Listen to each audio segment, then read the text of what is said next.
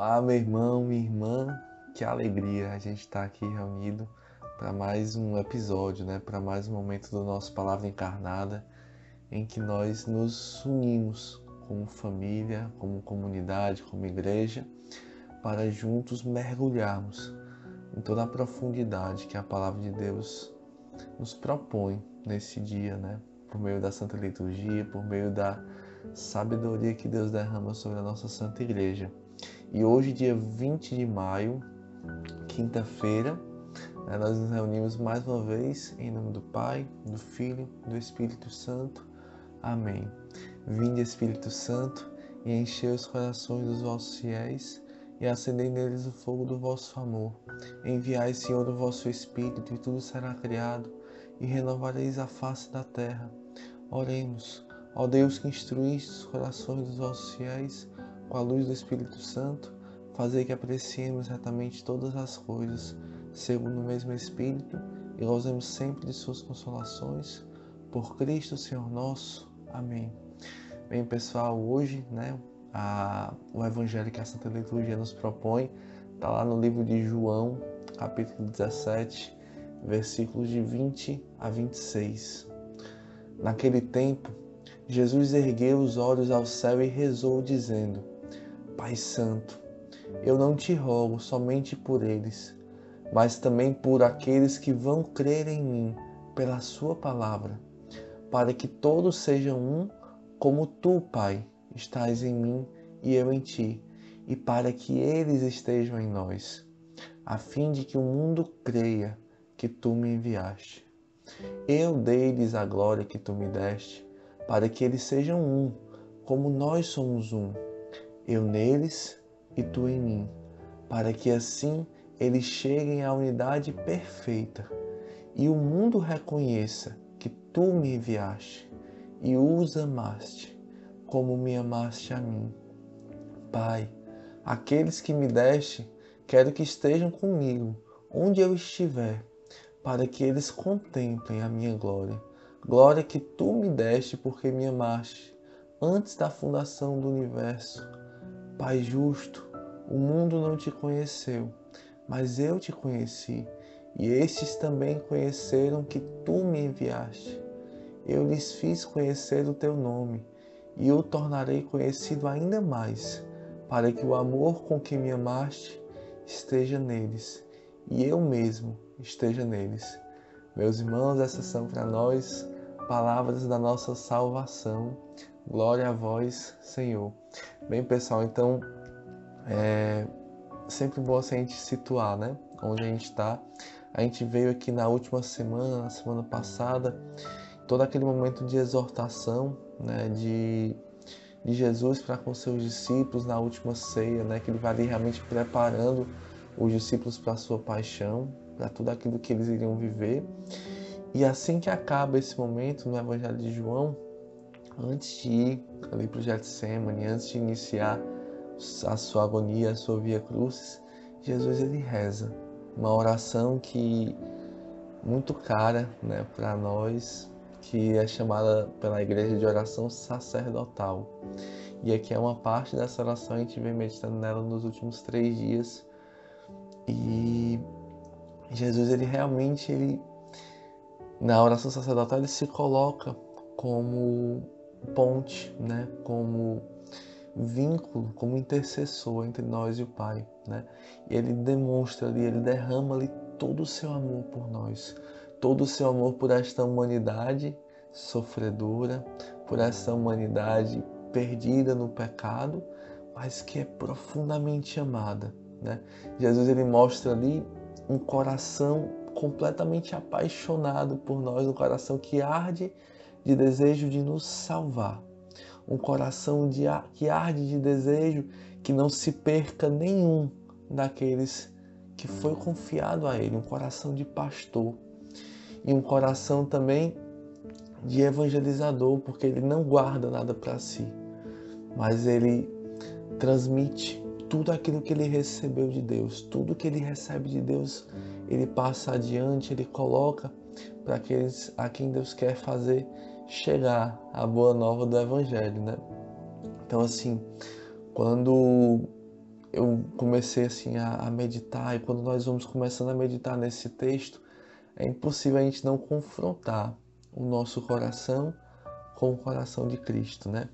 Será que os nossos sentimentos, as nossas ações, está nessa comunhão, está nessa íntima ligação com o coração de Cristo? Será que os nossos desejos são os mesmos desejos de Cristo? Será que nós também temos este coração compassivo, né, capaz de se compadecer pelas dores, as necessidades dos irmãos? Será que nós ficamos indiferentes, né? Será que nós temos um coração também de pastor, um coração que tem o desejo de dar a vida, um coração que tem o desejo de se sacrificar, de se consumir para cuidar, para pastorear, para apontar o caminho, para apontar o evangelho? Será que nós temos também um coração pobre, livre e feliz para ser um evangelizador, para não reter as graças de Deus, para sempre estar transmitindo e levando adiante aquela graça que nós experimentamos? Porque se nós experimentamos verdadeiramente o evangelho, é impossível não querer transmitir, né? Não querer anunciar esta alegria que nos toca, que nos transforma.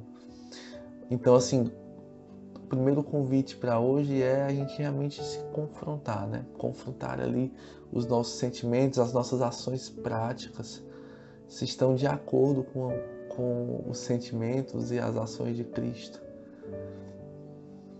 Será que a gente está configurado a Jesus a esse ponto? Ou será que a gente tem se acomodado na caminhada?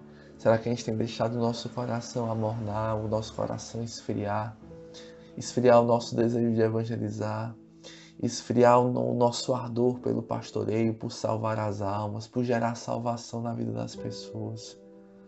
Será que nós temos deixado ficar ali um pouco indiferentes, um pouco insensíveis às necessidades dos irmãos, às necessidades de toda uma humanidade que geme, né, como em dores de parto, aguardando a manifestação dos filhos de Deus, dos filhos da luz, né? Que a gente possa realmente trazer isso para a nossa oração, não deixar se perder isso, né? O coração de Cristo quer salvar você hoje. Hoje esta palavra vem como o próprio Cristo no teu coração para te salvar. E passando, né, dessa primeira parte, a gente chega aí no que talvez seja a mensagem central deste evangelho de hoje, que é o desejo ardente do coração de Cristo para que todos nós sejamos um. Desejo de Cristo pela unidade. Unidade. Num tempo de tantas divisões, né? Num tempo em que nós sofremos ataques de todos os lados, até mesmo ataques diretos à comunhão, à unidade da Santa Igreja, Cristo vem nos lembrar deste seu desejo ardente, manifestado na sua oração sacerdotal. Que todos sejam um, Pai, como eu e tu somos um, pela graça que nós derramamos sobre eles. A mesma graça que tu me deste, eu dei a eles para que eles sejam um, para que o mundo creia que tu me enviaste. E vendo essas palavras tão fortes de Jesus, né? Da sua oração, uma oração que brota do íntimo do seu coração, a gente vê que a unidade, ela não nasce somente de um desejo, de um esforço humano, mas ela é antes de tudo uma graça.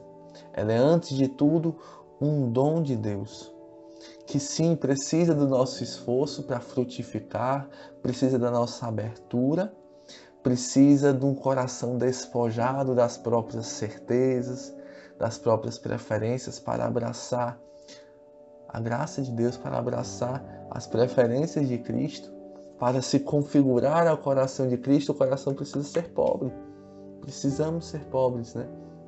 Mas é antes de tudo uma graça, é dom de Deus. É dom de Deus que Cristo já derramou sobre nós, porque Ele reza por aqueles seus discípulos que estavam ali e por aqueles que viriam crer por causa do anúncio daqueles discípulos, que somos nós. Nós somos esses que viriam crer pelo anúncio do Evangelho. Então esta oração sacerdotal de Jesus chega até você hoje diretamente. Cristo está rezando por você, porque Ele tem um desejo ardente para que o teu coração viva a unidade, a comunhão do corpo de Cristo. A comunhão do corpo de Cristo, né? Então, assim, a unidade, vamos aí entrar um pouco mais, né? A unidade, ela é graça, ela é dom de Deus, e ela é também, por causa disso, né? Ela é testemunho e é sacramento do amor de Deus. Jesus, ele fala na sua oração que derrama sobre a sua igreja a unidade para que o mundo creia que tu me enviaste.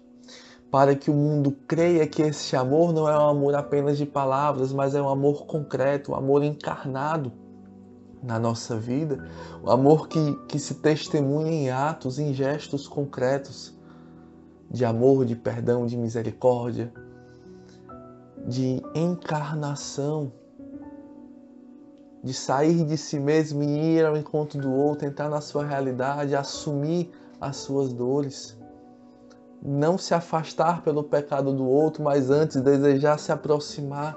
Um amor que é misericórdia, que não para nas fraquezas do irmão, que não rejeita as fraquezas do irmão, mas que se aproxima. E a gente vê o testemunho disso. Tem um historiador antigo, né, que fala que ali logo nos primeiros séculos da igreja, as pessoas olhavam para aquele modo de vida dos cristãos e ficavam admiradas e exclamavam: vejam como eles se amam. Vejam como eles se amam. Será que hoje, né, nós olhando para a nossa igreja, olhando para a nossa comunidade, olhando para a nossa casa de acolhimento, olhando para o nosso grupo, será que nós podemos também dar esse testemunho, olhando para a nossa vida? Será que nós damos esse testemunho? Vejam como eles se amam. E a unidade, ela também é uma condição para integrar o corpo de Cristo. Porque Jesus fala, para que eles estejam em nós. Para que eles estejam em nós. Uma célula dentro de um corpo que não está em comunhão, ela é uma doença, né? Ela é um câncer. Ela é um câncer, ela é uma doença. Nós precisamos estar no corpo de Cristo e em comunhão com o corpo de Cristo. Em comunhão com os pastores da igreja, em comunhão com o Papa, em comunhão com os nossos bispos. Precisamos ser uma célula sadia do corpo de Cristo. Uma célula que vive ali a pobreza, a liberdade dos filhos de Deus. E então, se o fundamento, né, da nossa unidade é essa comunhão no corpo de Cristo, que é a sua igreja, o que é que nós temos permitido ser maior do que isso na nossa vida?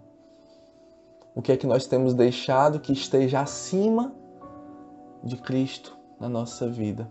Para que seja quebrada essa comunhão, para que seja rompida esta unidade. Será que a gente tem deixado que mágoas, que ressentimentos, que feridas, que opiniões, que posicionamentos políticos, que ideologias sejam maiores do que Jesus? Será que nós temos sido como aquele povo lá de Corinto, né? Que Paulo exortava e dizia: olha, vocês não são nem de Paulo, nem de Apolo, nem de Cefas, vocês são de Cristo, de Cristo. Cristo é o fundamento da unidade. O crucificado é o fundamento da nossa unidade. O crucificado, né? Jesus mesmo, lá no Evangelho de João, ele fala assim, no capítulo 12: e quando eu for levantado da terra, atrairei todos os homens a mim. É o crucificado. O crucificado, ele é o elo de unidade. Porque no sacrifício de Jesus, que nós atualizamos a cada santa comunhão, é que se faz a comunhão do corpo de Cristo, que é a sua igreja. O que nós temos permitido esvaziar o sacrifício de Jesus? rompendo a comunhão, rompendo a unidade. Não podemos deixar, meus irmãos, que nada seja maior do que Jesus em nossa vida. Jesus, ele tem que ser o centro. Jesus, ele tem que ser o sentido. E essa unidade entre nós, esse amor recíproco, esse amor vivido concretamente, ele gera a presença do ressuscitado no nosso meio, né? O nosso irmão Edwin, ele até partilhou agora no último encontro da unidade, segunda-feira, uma frase que eu anotei. Ele falou assim: essa unidade, fruto de uma cruz que você abraça com amor e com alegria, ela é que gera a presença de Deus que você tanto espera. Vou repetir. Essa unidade, fruto de uma cruz que você abraça com amor e com alegria, ela é que gera a presença de Deus que você tanto espera. Então eu queria, diante de tudo isso que a gente já partilhou aqui, que a gente rezou, queria encerrar aqui com uma oração que está nesse livrinho aqui fantástico, né? A nossa carta do nosso Santo Padre, a exortação Fratelli Tutti. E ele encerra essa exortação com essa oração aqui. Deus nosso, Trindade de amor, a partir da poderosa comunhão da vossa intimidade divina, derramai no meio de nós o rio do amor fraterno.